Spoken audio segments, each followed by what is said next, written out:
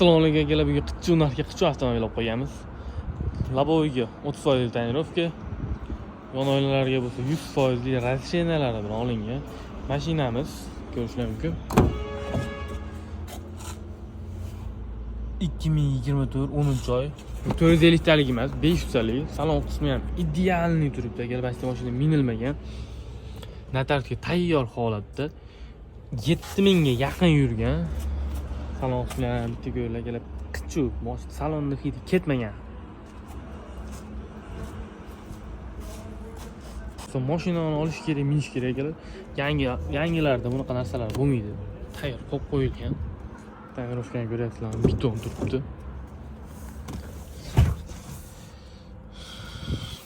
Himchiska shart emas, hammasi idealniy darajada. Har xil taxmin qilib turlar akalar, lavlagandan ko'ra ancha arzonroq narx aytaman. Doim aytib o'tganim 450 talik emas, 500 taligi. 7000 ga yaqin yurgan. Narxiga keladigan bo'lsak, 17700 dollarga xarid qilsanglar bo'ladi. Past raqamlarni qoldiramiz, bemalol murojaat qilaverasizlar.